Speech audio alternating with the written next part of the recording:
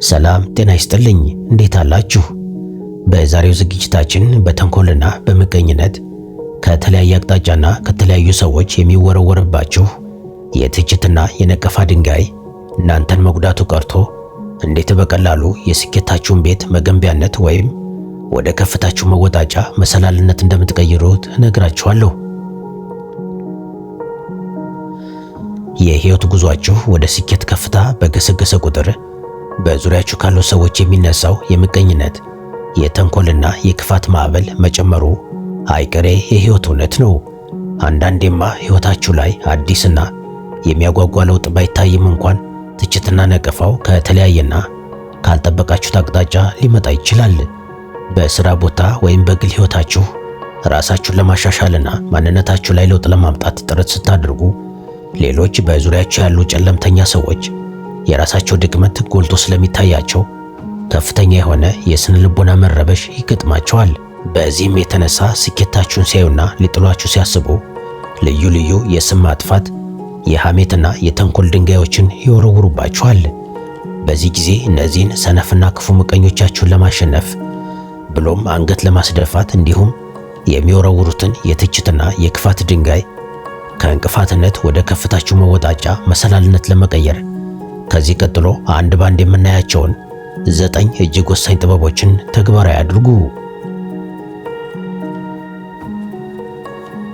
አንደኛ፣ በድንጋዮቹ ወረርሽኝ እውነተኛ ወዳጆቻችሁን አጣሩ። የመጀመሪያው ጥበብ የሚወረወረውን ድንጋይ የሰዎችን እውነተኛ ማንነት መፈተኛና እውነተኛ ወዳጆችን ማጥሪያ ወንፊት አድርጎ መጠቀም ነው። በሕይወታችሁ ላይ የምቀኝነት የሐሜትና የክፋት ድንጋይ መወርወር ሲጀመር በዙሪያችሁ ያሉ ሰዎች የሚሰጡት ምላሽ እውነተኛ ማንነታቸውን ይገልጻል። አንዳንዶቹ ፈርተው ይሸሻሉ፣ ግማሾቹ ደግሞ ከድንጋይ ወርዋሪዎቹ ጋር በማበር አብረው ይወረውራሉ። ጥቂት እውነተኛ ወዳጆቻችሁ ግን ድንጋዩን እየተከላከሉላችሁ የስኬታችሁን ቤት ወይም የከፍታችሁ መሰላል አብረው ለመገንባት ከጎናችሁ ይቆማሉ። ይህ የክፋት ማዕበል ባይመጣ ኑሮ ማነው እውነተኛ ወዳጅ ማነው አስመሳይ ብላችሁ በሰላሙ ጊዜ ለመለየት እጅግ ይከብዳችሁ ነበር። ስለዚህ ጠላቶቻችሁ ይህንን የውሸት ወዳጆች የማጥራት ከባድ ሥራ በነፃ ስለሰሩላችሁ በውስጣችሁ ልታመሰግኗቸው ይገባል። የተወረወረውን ድንጋይ ሰብስባችሁ የምትሰሩት የስኬት ቤት አስመሳዮችን ከውጭ ዘግቶ የሚያስቀር እውነተኛና ታማኝ የሕይወት አጋሮቻችሁን ደግሞ በውስጡ አቅፎ የሚይዝ ጠንካራ ማህበራዊ ቅጥር ግቢ ይሆንላችኋል። ይህ በፈተና ጊዜ የተጣራና በከባድ ሁኔታዎች የተፈተነ ወዳጅነት ወደፊት በምንም አይነት የህይወት ማዕበል የማይናወጥ ወደር የለሽ የድጋፍ መረብ ሆኖ ያገለግላችኋል። እንዲህ አይነት ሁኔታዎችን በመጠቀም ዙሪያችሁን ከውሸት ሰዎች ማጽዳት የህይወት ትልቁ ስትራቴጂካዊ ድልና እውነተኛ ሰላም ማግኛ መንገድ ነው። ሁለተኛ፣ ከሚፈጠረው ንዴት የሚመነጨውን ጉልበት ወደ ጠንካራ ሥራ አዙሩት። ሰዎች በምቀኝነት ሲያሴሩባችሁ፣ ስራችሁን ሲያስተጓጉሉ፣ የሌላችሁን ስም ሲሰጧችሁ ወይም መጥፎ ነገር ሲያወሩባችሁ በተፈጥሮ ከፍተኛ የሆነ የንዴት የብስጭትና የቁጣ ስሜት በውስጣችሁ መፈጠሩ አይቀርም። አብዛኛው ሰው ይህ ከፍተኛ ስሜት ሲፈጠርበት አእምሮን መቆጣጠር ስለሚያቅተው በሐዘን ይወድቃል፣ በድብርት ይዋጣል ወይም አጸፋውን ለመመለስ ሲል ከሰዎቹ ጋር ሰጣ ገባ ውስጥ ገብቶ ውድ ኃይሉን ያባክናል። ብልህና የነቃ አእምሮ ያለው ሰው ግን ይህንን በንዴትና በብስጭት ጊዜ የሚፈጠረውን ከፍተኛ የውስጥ ጉልበት ወስዶ የራሱን የስኬት ሞተር በከፍተኛ ፍጥነት ለማንቀሳቀስ ይጠቀምበታል። አንድ ትልቅ ስኬት ላይ ለመድረስ ከፍተኛ የሆነ ተነሳሽነትና ጉልበት ያስፈልጋል። ይህን ጉልበት ደግሞ ጠላቶቻችሁ በሚያበሳጭ ድርጊቶቻቸው አማካኝነት በነፃ እየሰጧችሁ መሆኑን መረዳት አለባችሁ። ታዲያ ይህንን በተግባር ለማዋል ምቀኞች እንቅፋት ሲፈጥሩባችሁ የሚሰማችሁን ያንን የቁጣና የቁጭት ስሜት በውስጣችሁ አመቃችሁ ያዙትና በቀጥታ ሙሉ ትኩረታችሁን ወደ ስራችሁ አዙሩ። አትችሉም፣ አትደርሱበትም፣ አቅም የላችሁም ያሏችሁን ቃላት አእምሯችሁ ውስጥ እያስታወሳችሁ ያንን ድምፅ እጥፍ ርቀት ለመጓዝና ሌሊት ተኝታችሁ ከምታድሩት ይልቅ ጠንክራችሁ ለመስራት ተጠቀሙበት። እጅግ ጣፋጩና ዘላቂው መልስ ወይም በቀል ጠላትን በቃላት አሸንፎ ዝም ማሰኘት ሳይሆን እነሱ ሊቀብሯችሁ በቆፈሩት ጉድጓድ ላይ ቆማችሁ ማንም ሊገምተው የማይችል ከፍታ ላይ መድረስ ነው። ያኔ የእነሱ የተንኮል ድርጊትና ሊያደናቅፏቸው ያደረጉት ጥረት ሳያውቁት ለእናንተ ስኬት መገንቢያና ወደፊት መወንጨፊያ ዋነኛ ነዳጅ ሆኖ ያገለግላል። ሶስተኛ፣ በምቀኞቻችሁ ትችት ክፍተታችሁን አርሙበት። የቅርብ ወዳጆቻችን እኛን ላለማስከፋትና ግንኙነታችንን ላለማበላሸት ሲሉ ብዙ ጊዜ ጉልህ ድክመቶቻችንን ሸፍነውና አባብለው ይነግሩናል። ይህ ደግሞ ሳናውቀው በድክመታችን ላይ እንድንዘናጋና ማስተካከል የሚገባንን ነገር ችላ እንድንል ያደርገናል። በሌላ በኩል ደግሞ ጠላቶቻችንና ምቀኞቻችን ዋነኛ ዓላማቸው እኛን መጣልና ማዋረድ ስለሆነ ሕይወታችንን፣ ሥራችንንና ጸባያችንን እጅግ በጥልቀት እየመረመሩ ትንሿን ስህተታችንን አጉልተው ያወጣሉ። የሚተቹንም በትክክል ገና ባልጠነከረውና ክፍተት ባለበት የሕይወታችን ክፍል ላይ በመሆኑ ትችታቸው ምንም እንኳን ቢመርም አንዳንዴ ትክክለኛውን የችግራችንን ምንጭ ያሳየናል። በዚህ ጊዜ በስሜት መቆጣት፣ ራስን ለመከላከል መሞከር ወይም እንዴት እንዲህ ባላለው ብሎ ራስን ለማስረዳት መሞከር ምንም አይነት ፋይዳ የለውም። ከዚህ ይልቅ ጠላቶቻችሁ ጊዜያቸውን ሰውተው በነፃ ላደረጉላችሁ የድክመት ፍተሻ በውስጣችሁ ልትደሰቱ ይገባል። ጠላቴ ይህንን ክፍተቴን ካየው ይህ ማለት ጉድለቴ ለሌሎች ሰዎች በዚሁ በኩል ይታያል ማለት ነው ብላችሁ በማሰብ ያንን የተወረወረውን ትችት በፍጥነት ወስዳችሁ የሕይወታችሁን፣ የሥራችሁን ወይም የስብዕናችሁን ክፍተት ጠግኑበት። ምቀኞች የእናንተን ጉድለት በአደባባይ ሲያወሩ ሳያውቁት የእናንተ ሥራ ጥራቱ እንዲስተካከልና ዳግመኛ ስህተት እንዳትሰሩ ትልቅ እገዛ እያደረጉላችሁ ነው። የእነሱን ክፋትና ትችት ተጠቅማችሁ በየጊዜው ራሳችሁን ስታሻሽሉ ውሎ አድሮ አንዳችም ክፍተት የሌለውና ማንም ሊተቸው የማይችል ፍጹም የሆነ የስኬት ባለቤት ትሆናላችሁ። ጠላትን ወደ የግል አማካሪነት የመቀየር ትልቁ ጥበብም የሰዎችን ክፋት በዚሁ መልኩ ለራስ እድገት መዋል መቻል ነው። አራተኛ፣ ለክፋቱ ምላሽ አትስጡ፣ አእምሮአዊ ሰላማችሁንም ጠብቁ። አራተኛውና እጅግ አስፈላጊው ጥበብ የሚወረወርባችሁን የክፋት ድንጋይ አይታችሁ እንዳላያችሁ ሰምታችሁም እንዳልሰማችሁ በመሆን ለአእምሮአችሁ ፍጹም የሆነ ሰላም መስጠት ነው። ምቀኞች አላስፈላጊ ወሬዎችን ሲያወሩባችሁ፣ በስውር ሲያሴሩ ወይም በግልጽ ሲሳደቡ ዋነኛ ፍላጎታቸው እናንተን አስቆጥተውና አሳዝነው ከስራችሁ ማስተጓጎል ነው። እናንተ ለተወረወረው ድንጋይ ሁሉ ቦታ ሰጥታችሁ ስትጨነቁ፣ ስትበሳጩ ወይም ምላሽ ለመስጠት ስትጣጣሩ በእነሱ ወጥመድ ውስጥ ገብታችኋል ማለት ነው። ለተወረወረው ድንጋይ ሁሉ ምላሽ ለመስጠት መሞከር የቤታችሁን ግንባታ ትታችሁ ከድንጋይ ወርዋሪዎቹ ጋር እንደ መጫወት ይቆጠራል። ድንጋዩ የእናንተን አእምሮና ስሜት እንዲረብሽ ካልፈቀዳችሁለት የወረወረው ሰው ኃይልና ጥረት በሙሉ ባዶ ሆኖ ይቀራል። ታዲያ ይህንን ለማድረግ በዙሪያችሁ የሚወረወሩትን የትችትና የክፋት ቃላት ልክ እንደ ተራ ጫጫታ በመቁጠር ችላይ ማለት የሥነ ልቦና ጥበብን መልመድ አለባችሁ። የሰዎች መጥፎ ባህሪና ክፋት የእነሱ ሕመም እንጂ የእናንተ ማንነት መገለጫ አይደለም። የሰማችሁትን ወይም ያያችሁትን መጥፎ ነገር አእምሯችሁ ውስጥ ይዛችሁ ከማብሰልሰል ይልቅ ትኩረታችሁን ሙሉ በሙሉ በምትሰሩት ጠቃሚ ሥራ ላይ ብቻ አድርጉ።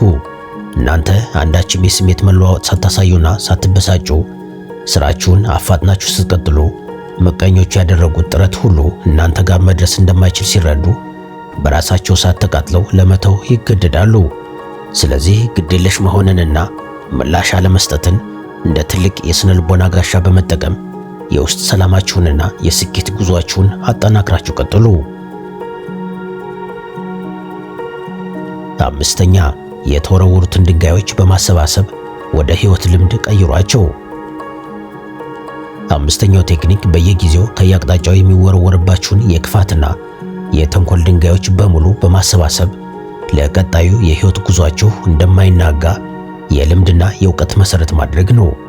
በሕይወት ውስጥ ሁሉንም ሰው በየዋህነት አምኖ የሚቀበል ሰው የሰዎችን እውነተኛ ተፈጥሮ ስላልተረዳ በቀላሉ ለተንኮልና ለጉዳት ይጋለጣል። ነገር ግን ሰዎች በምቀኝነት ተነሳስተው ክፋት ሲያደርጉባችሁ ሳያውቁት የሰዎችን እውነተኛ ማንነት፣ የሐሰተኞችን አካሄድና የስውር ተንኮል ስልቶችን በነፃ እንድትማሩ ያደርጓችኋል። እያንዳንዱ የተወረወረ መርዛማ ድንጋይ የዋህነታችሁን አስወግዶ ብልህነታችሁን የሚጭር እንዲሁም የሕይወት ተሞክሯችሁን የሚያበለጽግ እጅግ ውድ የሆነ የነጻ ትምህርት ነው። ስለዚህ ከሰዎች የሚደርስባችሁን በደልና ክፋት እንደ ትልቅ ውድቀትና ሐዘን አትቁጠሩት። ይልቁንም ያገኛችሁትን እያንዳንዱን የክፋት አጋጣሚ ለወደፊቱ ሕይወታችሁ እንደ ትልቅ ልምድ በልባችሁ ያዙት። ይህ ሰው እንዲህ ያደረገበት ምክንያት ከምን የመነጨ ነው ብላችሁ በጥበብ በመመርመር ለወደፊቱ ተመሳሳይ ጥቃት ከሌላ ወገን ሲመጣ አስቀድማችሁ የምታስወግዱበትን ብልሃት ገንቡበት። እውነተኛ ብስለትና የስኬት መሠረት የሚገነባው ሁሉ ነገር አልጋ ባልጋ በሆነበት ሁኔታ ውስጥ ሳይሆን በእሳት በተፈተኑና በችግሮች በተረጋገጡ የሕይወት ልምዶች ላይ ነው። ብዙ የክፋት ድንጋይ የወረወሩባችሁ ሰዎች ሳያውቁት የሕይወትን ጥልቅ ምስጢር ያስተማሯችሁ፣ አእምሯችሁን ያበሰሉና ለጥልቅ ስኬት ብቁ ያደረጓችሁ አስተማሪዎቻችሁ እንደሆኑ ተረድታችሁ ሕይወታችሁን በጽኑ ልምድ ላይ ገንቡ። ስድስተኛ፣ በተወረወሩት የክፋት ድንጋዮች ጠንካራ የድንበር ግንብ አንጹ። ስድስተኛውና ቤታችሁን ሙሉ የሚያደርገው ጥበብ የተወረወሩባችሁን ድንጋዮች በማሰባሰብ በመርዛማ ሰዎችና በእናንተ ሰላማዊ ዓለም መካከል የማይታለፍ የድንበር ግንብ መገንባት ነው። አብዛኛው ሰው በሰዎች ድንገተኛ ክፋት ሲደርስበት ቁስሉን እያሰበ ከመቆጨትና ከማልቀስ ባለፈ ለወደፊቱ የደህንነት መስመሩን አያስተካክልም። ነገር ግን ብልህ ሰው አንድ ሰው ክፋቱንና መቀኝነቱን በተግባር ካሳየው ያንን አጋጣሚ እንደ ትልቅ ማስጠንቀቂያ ይወስደዋል። የወረወሩባችሁን የክፋት ድንጋይ አንስታችሁ በእናንተና በእነሱ መካከል እንደ መለያያ ግንብ አድርጋችሁ ደርድሩት። ይህ ማለት እነዛ ሰዎች ዳግመኛ ወደ ሕይወታችሁ ቀርበው እንዲጎዷችሁ እድል አለመስጠት ነው። የተወረወሩ የክፋት የተንኮልና የመቀኝነት ድንጋዮችን በመደርደር እነዛ መርዛማ ሰዎች ወደ እናንተ የግል ሕይወት፣ ወደ አእምሮ ሰላማችሁና ወደ ቀጣይ ትልልቅ እቅዶቻችሁ ዳግመኛ እንዳይገቡ የሚያስችል እጅግ የጠበቀ ወሰን አብጁ። ይህንን ማድረግ ሰዎችን በጥላቻ ማግለል ሳይሆን የራሳችሁን ሕይወትና ስኬት ከብክለት የመጠበቅ ትልቅ ኃላፊነት ነው። ምቀኞች የወረወሩትን ድንጋይ ተጠቅማችሁ በራሳችሁና በእነሱ መካከል ግልጽ ድንበር ስታሰምሩ ዳግመኛ የእነሱ የክፋት እጅ እናንተ ዘንድ ሊደርስ አይችልም። በዛ ግንብ ውስጥ ሆናችሁ ሙሉ የአእምሮ ሰላም ታገኛላችሁ። ከግንቡ ውጭ የሚደረገውን የሐሜትና የምቀኝነት ጫጫታ ደግሞ በሩቅ ሆናችሁ በፈገግታ የምታዩበትን የከፍታ ደረጃ ትቀዳጃላችሁ። ሰባተኛ፣ የክፋት ድንጋዮችን ወደ ልህቀትና ፈጠራ መወጣጫ አድርጓቸው።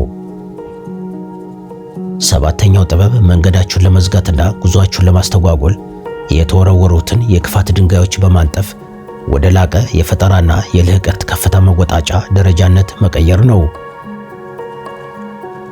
ምቀኞች እንቅፋት ሲፈጥሩባችሁ፣ አጋጣሚዎችን ሲያበላሹባችሁና የታሰቡ በሮችን ሲዘጉባችሁ ዋነኛ ዓላማቸው እናንተን ተስፋ አስቆርጠው ለማስቀረትና ጉዟችሁን ህልውና አልባ ለማድረግ ነው። ነገር ግን እነዚህ ያልተጠበቁ የክፋት ፈተናዎች ከተለመደው የምቾት ቀጠናችሁ እንድትወጡ አቅማችሁን አውጥታችሁ እንድትጠቀሙና አዳዲስ አማራጭ መንገዶችን በግድ እንድትፈልጉ ያስገድዷችኋል። የክፋት ድንጋይ መንገዳችሁን ሲዘጋው በፍጹም አትደናገጡ ወይም በሐዘን አንገታችሁን አትድፉ። ይልቁንም ያንን የተከመረ ድንጋይ ረግጣችሁ ወደ ሌላ አዲስ የተሻለና ከፍ ያለ አቅጣጫ ለመመልከት ተጠቀሙበት። ብዙ ጊዜ እንደሚታወቀው ታላላቅ የፈጠራ ሥራዎች፣ የንግድ ስልቶችና ወደር የለሽ የሕይወት ጥንካሬዎች የሚወለዱት በከፍተኛ ተቃውሞና ፈተና ውስጥ ስናልፍ ነው።